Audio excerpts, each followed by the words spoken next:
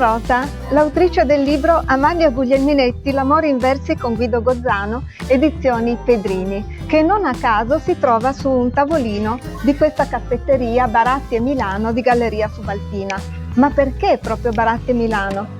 Non soltanto perché si tratta di una caffetteria storica risalente al 1875, già fornitrice ufficiale di Casa Reale, ma anche perché l'entrata sulla scena letteraria della confetteria Baratti e Milano avvenne nella primavera del 1907 grazie a una poesia che Guido Gozzano scrisse proprio a uno di questi tavolini, Le Golose, un divertissement molto lieve e ironico che descriveva lo spettacolo offerto agli occhi del poeta dalle signorine e dalle signore che mangiavano le paste.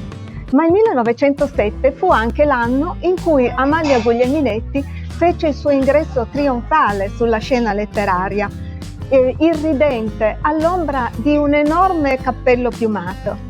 Amalia Guglielminetti, flessuosa, affascinante, dotata di uno spirito ribelle e di un grande talento letterario, rappresentò non soltanto l'emblema estetico del gusto liberty con la sua linea a S, ma anche l'esempio eccezionale e scandaloso di donna che riuscì a scalfire l'egemonia maschile nella scrittura, con un successo tale da essere paragonata dal severo critico borghese a Sasso e a Gaspara Stampa e da essere definita da Gabriele D'Annunzio l'unica vera poetessa italiana.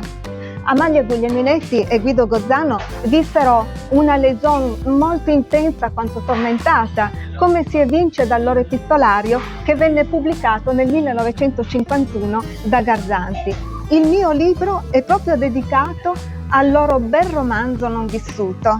Non vissuto perché lo vissero su due piani completamente diversi. Amalia Guglielminetti appassionata, piena di vita, disposta a tuffarsi nell'abisso della passione, mentre Guido Gozzano se ne ritraeva continuamente.